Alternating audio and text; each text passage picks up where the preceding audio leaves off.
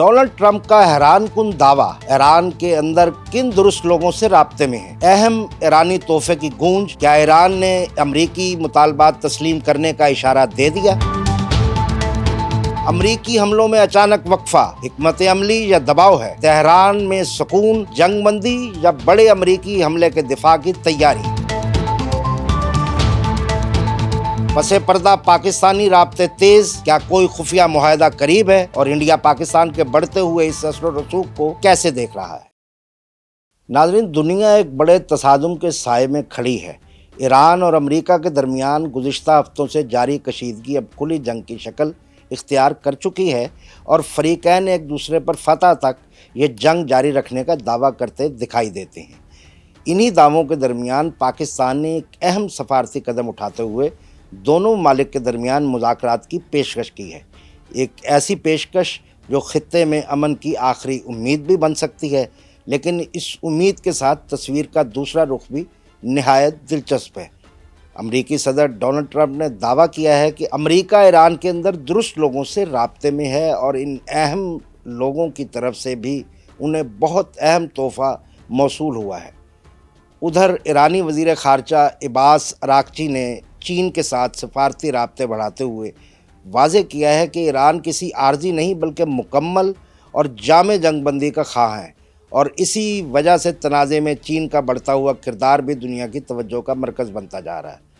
ایسے میں سوال یہ ہے کہ کیا یہ تمام پیش رفت کسی بڑی ڈیل کا اشارہ ہے یا پھر یہ خاموشی کسی طوفان کا پیش خیمہ ہے؟ ہم آج کے پروگرام میں انہی سوالات پر گفتگو کریں گے اور میرے ساتھ موجود ہیں سینئر جرنلسٹ شیخ آفتاب حنیف۔ جی شیخ صاحب، انڈیا کے اس تمام تر صورتحال میں کردار کے حوالے سے وہ اس وقت کیا محسوس کر رہا ہے؟ کیونکہ انڈیا نہ صرف پاکستان کا ہمسایہ ہے اور اس خطے کا ایک حصہ ہے، اس کے ساتھ ساتھ جو ہے وہ اگر ہم دیکھیں تو نریندر مودی کی جو تمام تر پالیسی ہے گزشتہ ایک دہائی کی، وہ یہی ہے کہ پاکستان کو بالکل آئسولیٹ کر دیا جائے خارجہ حوالے سے، اس کے جو دوست ہیں ان کو انٹرنیشنلی بالکل ختم کر دیا جائے۔ اب اس وقت جو صورتحال ہے وہ یہ ہے کہ پاکستان اس وقت خطے میں ایک میڈیٹر کے طور پہ جو ہے وہ ہمیں ابھرتا ہوا دکھائی دے رہا ہے۔ ایک جانب جو ہے وہ امریکہ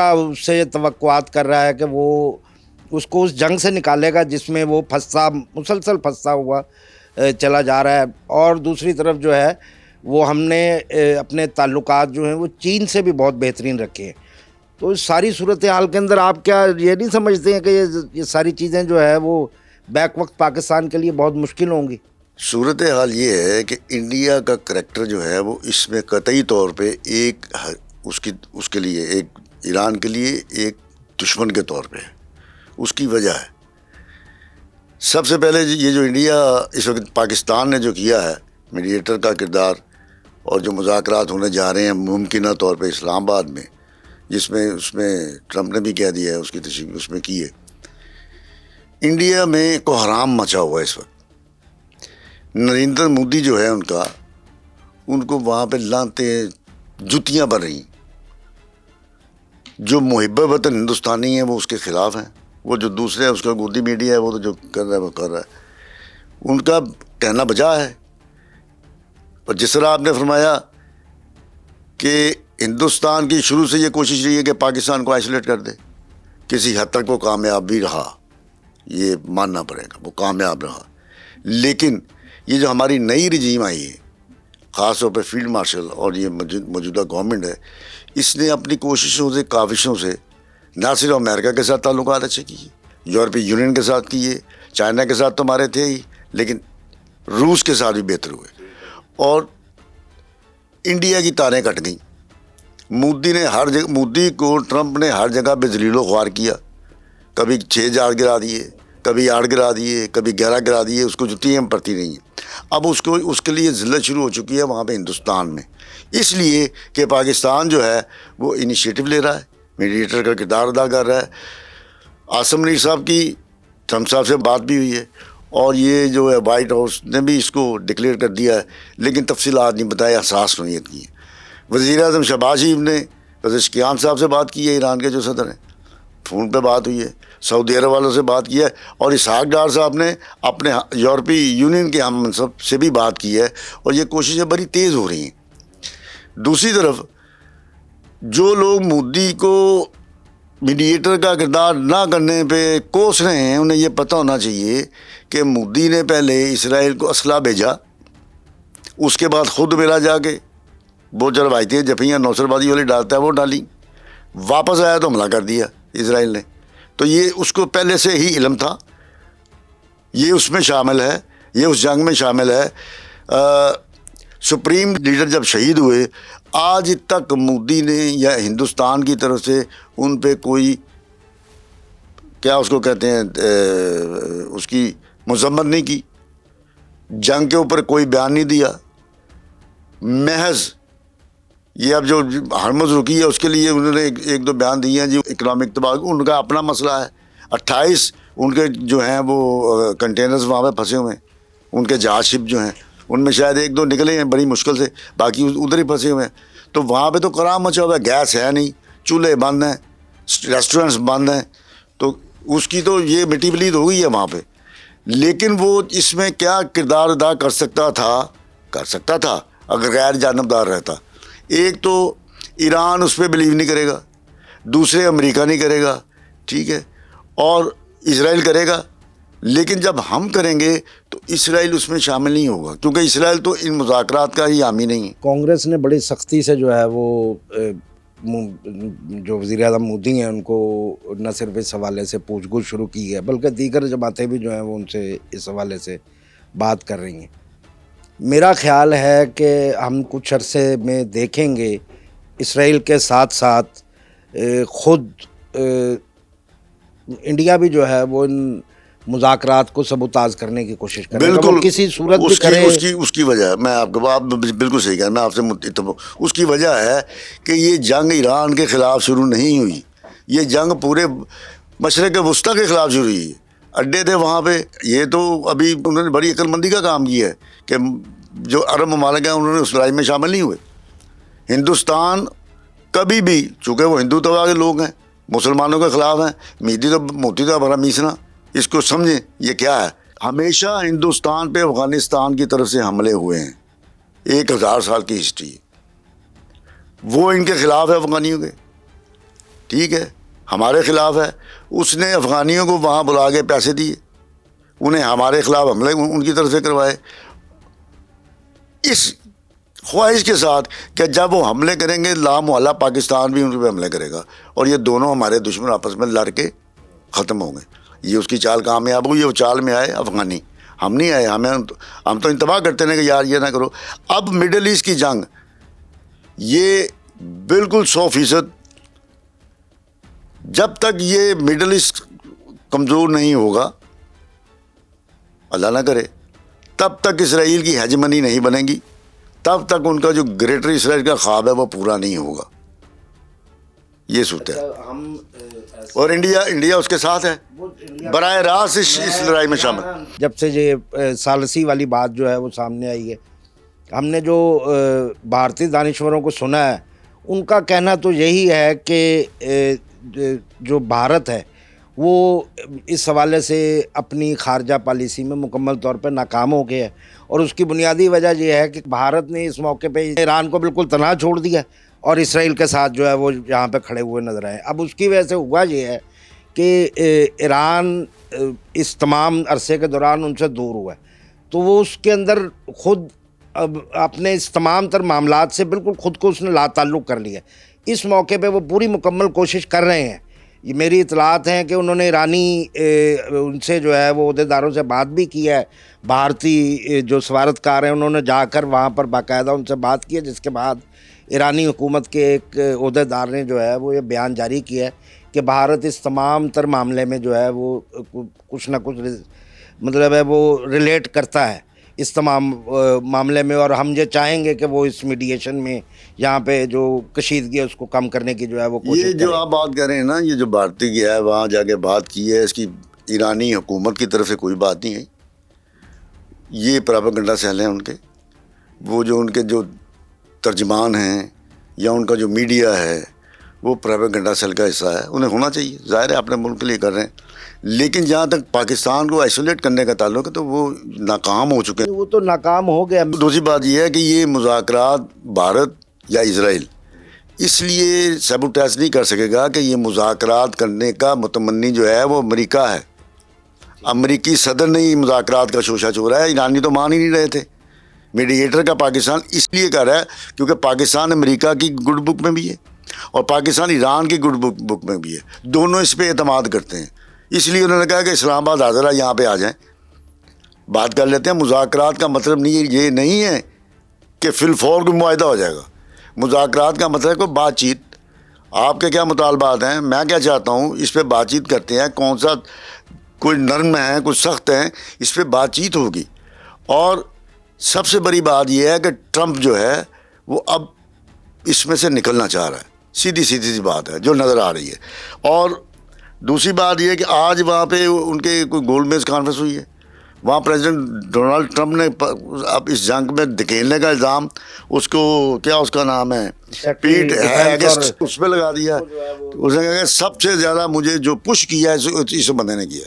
ٹھیک ہے, میں تو جانا ہی نہیں چاہتا تھا. وہ تو ان کی تو ٹرمپ کی ہمیشہ سے عادت ہے. یو ٹرن عادت نہیں ہے, اب وہ یو ٹرن لینے کی کوشش کر رہا ہے. اس کو کوئی یو ٹرن والا الزام جو ہے وہ دوسروں کے سر وہ لگا کے نکلے گا نا, پر نکلنا چاہ رہے اس جنگ میں سے. اسرائیل کے کسی ترجمان نے بھی یہ کہا, شاید وزیر خارجہ نے, کہ ہم ان مذاکرات کو نہیں مانتے, ہم جنگ ختم نہیں کریں گے. اس میں دو چیزیں ہوں گی. ایک چیز تو یہ ہے کہ اگر اس میں سے امریکہ نکل گیا تو باقی رہ جائے گا کون؟ اسرائیل. اسرائیل کا کسی عرب ملک میں کوئی فوجی اڈہ نہیں. ایران کی ساری تیاریاں پچھلے 47-48 سال تھے, بلکہ 50 سال سے ساری کی ساری تیاریاں ان کی میزائلوں کی رینج اسرائیل کے لیے ہے, امریکہ کے لیے تو ہے ہی نہیں. لیکن وہ ساتھ کے ساتھ عرب ممالک پہ بھی تو حملہ کر رہے ہیں نا. عرب وہ ممالک پرابلم جو ہے وہاں پر بھی کھڑی ہو رہی ہے. عرب ممالک حملہ نہیں کر رہا, امریکی اڈے جو عربوں کے عرب ممالک میں وہاں پہ کر رہا ہے. وہ اس کو اب خود پر ہی حملہ. دوسری بات, جب یہ کرے گا اسرائیل پہ, اسرائیل کے لوگوں نے تو تباہی دیکھی نہیں کبھی. انہوں نے چیخیں سنی ہیں غزہ سے, بچوں کو عورتوں کو مرتے وہ ڈوڈیاں ڈالتے تھے وہاں پہ. اب یہ ان کے وہاں پہ ہو رہا ہے اور اسرائیل کے اندر بھی مزاحمت شروع ہو گئی ہے نیتنیاہو کے خلاف. یہ کب تک سہرے گا؟ کتنے مزائل جو ہیں جو کھائیں گے اور یہ بھاگیں گے. یہ تو بڑی اچھی بات ہے کہ امریکہ نکلے. ایران کے جو وزیر خارجہ ہیں عباس اراغچی, انہوں نے کل رات گئے وہ چائنا کے حکام سے بھی بات کی ہے, اور اس کے بعد انہوں نے بیان دیا ہے کہ چین کو اس خطے میں کشیدگی کی کمی کے لیے جو ہے وہ اپنا کردار ادا کرنا چاہیے. اور اس حوالے سے جو ہے انہوں نے یہ بڑا واضح طور پہ کیٹیگوریکلی کہا ہے کہ چین جو ایران ہے وہ صرف ایک مخصوص مدت کی جو ہے نا جنگ بندی, اس کے لیے اس کا قائل نہیں ہے. وہ یہ چاہتا ہے کہ جنگ بندی مکمل طور پر, اور جنگ بندی مکمل طور پہ, اور آئندہ اس کی ضمانت دی جائے کہ ایران پہ کبھی کسی صورت میں کوئی حملہ نہیں ہوگا. نمبر 1 جہاں ہمارے سامنے جو جہاں تک میں مجھے یاد آ گیا, مودی برکس کا بھی چیئرمین ہے, اس کی چیئرمین شپ اس کے پاس ہے. ایران نے اسے کہا تھا, ایران بھی برکس کا رکن ممبر ہے. ایران کی طرف سے مودی کو کہا گیا کہ بحیثیت چیئرمین آپ کے پاس عہدہ ہے, آپ اس کی مذمت کریں. انہوں نے نہیں کی. اب ایران جو ہے وہ اس پہ بھروسہ کیسے کرے گا؟ اور دوسری بات, وہ جو ایران کا شپ مارا گیا ہے وہاں پہ سمندر میں, انڈیا سے نکلا, ابھی تک یہ تحقیقات نہیں ہوئی کہ وہ میزائل امریکہ کی طرف سے آیا یا انڈیا کی طرف سے آیا, اور اس کی نشاندہی کس نے کی. ابھی یہ تحقیقات ہوں گی. انڈیا جو ہے وہ کوشش کرے گا کہ ان مذاکرات کی جگہ کو شفٹ, وہ کم از کم یہ نہیں کہ پاکستان یا یہ مذاکرات نہ ہو, تو وہ کم از کم یہ کوشش ضرور کریں گے, ٹرائی ضرور کریں گے کہ مذاکرات پاکستان سے کہیں اور شفٹ ہو. کوئی کچھ بھی کر لیں, لیکن میں ان کی کوئی بات نہیں مانی جائے. میں جو بات آپ سے کرنے لگا تھا کہ ایسے موقع پر عباس اراغچی کا چین سے کی طرف سے بات کرنا, وہ اس لیے بھی امپورٹنٹ ہے کہ چین اس خطے کا ایک اہم پلیئر ہے. وہ یہاں پر جو ہے وہ اثر و رسوخ رکھتا ہے. انڈیا کے لیے بھی آپ کی بات مجھے سمجھ آئی. بات یہ ہے کہ اس میں ذمہ داری لینے کی بات بھی ہے اور ضمانتی بننے کی بات بھی ہے. ٹھیک ہے, چین ایک سپر پاور ہے, پاکستان سپر پاور نہیں ہے. اگر پاکستان ان کو لے کے آتا ہے مذاکرات کی طرف پہلا جو دور ہوگا اگر وہ اسلام آباد میں ہوگا تو یہ حتمی دور نہیں ہوگا. اس کے بعد دوسرا دور بھی ہوگا, وہ چین میں ہو سکتا ہے. آبنائے ہرمز بند ہونے کی وجہ سے تیل کی جو آمد و رفت ہے وہ متاثر ہوئی, اور پوری دنیا کے اندر تیل کی قیمتیں جو ہے ہم دیکھ رہے ہیں کہ وہ بڑھتی جائیں گی. تو آپ کا نہیں خیال ہے کہ آئندہ اس میں جو ہے وہ یہ ممالک اس حوالے سے اس اپنی پالیسی کو چینج کریں گے؟ کیونکہ میرے پاس جو اطلاعات ہیں ان کے مطابق نہ صرف خلیجی ممالک بلکہ دیگر جو تیل پیدا کرنے والے ملک ہیں انہوں نے بھی جو ہے وہ اس حوالے سے ان کا وہاں پر یہ خیال زور پکڑ رہا ہے کہ ان کے پاس اس کے متبادل ذرائع بھی ہونے چاہیے کہ اگر کسی وقت, کیونکہ ہم دیکھتے ہیں کہ دنیا میں آمد و رفت کے جو بحری آمد و رفت ہے اس کے مخصوص رستے ہیں, جن میں ایک جو آبنائے ہرمز ہم ہمارے سامنے اس وقت وہ ڈسکس ہو رہا ہے, اس کے علاوہ سوئز کینال ہے, اس کے علاوہ کچھ اور چند جو رستے ہیں, آبنائے تائیوان ہے, اسٹیٹ آف تائیوان اسے کہا جاتا ہے, وہ ہے. تو یہ اس طرح کی جو یہ وہ ہیں گزرگاہیں ہیں, یا ان کو جو ہے وہ کوئی بھی ایک فریق وہ بلاک نہ کر سکے, اس کے لیے جو ہے وہ آگے مزید ٹاکس ہم دیکھیں گے کہ آگے ہونے جا رہی ہیں. اور ایران بھی یہی چاہ رہا ہے کہ اس تمام خطے کے اندر جو ہے وہ ایک ایسا میکنزم جو ہے وہ تشکیل پا جائے جس کے بعد یہ بار بار مشکل کھڑی نہ ہو. آبلہ ہرمز ہو یا تائیوان کا راستہ ہو یا ادھر سے بلیک سی ہو, یہ سارے تجارتی رستے ہیں. ہسٹری شاہد ہے, تاریخ شاہد ہے کہ دنیا کی تمام جنگیں تجارتی رستوں کے اوپر ہوئی ہیں, ٹریڈ روٹس کے لیے. جن کے ساتھ یہ ٹریڈ روٹ جو ہیں وہ وابستہ ہیں ان ممالک کے اپنے اپنے مفادات ہیں. اور میں ایک بچوں نے بہنی میں بات کرتا, لیکن وہ جب ان کے مفادات ہرس ہوں گے وہ روک لیں گے. یہ سلسلہ کبھی رکے گا نہیں. یہ یورپی یونین اگر یہ کہہ رہی ہیں یا کوئی سوچ رہا ہے جی یہ ہمیشہ کے لیے کھل جائے, یہ نہیں ہو سکتا. شکریہ شیخ صاحب. ناظرین, یہ سوال اپنی جگہ اب بھی موجود ہے کہ کیا ایران اور امریکہ کے درمیان جاری کشیدگی واقعی جنگ بندی کی طرف بڑھ پائے گی, یا یہ کوشش محض وقتی وقفہ ثابت ہوگی ایک بڑے اور خطرناک تصادم سے پہلے؟ کیا پاکستان کی ثالثی اس بحران کو ٹھنڈا کر سکتی ہے, اور کیا چین کا بڑھتا ہوا اثر و رسوخ خطے کے ایک طاقت کے توازن کو بدلنے جا رہا ہے؟ اپنی رائے ہمیں کمنٹس میں ضرور بتائیں, اور ویڈیو کو لائک شیئر کریں, چینل کو سبسکرائب کریں تاکہ آپ تک پہنچتے رہیں ایسے ہی بر وقت اور اہم تجزیاتی پروگرام. اگلے پروگرام تک کے لیے اجازت دیجیے. اللہ نگہبان.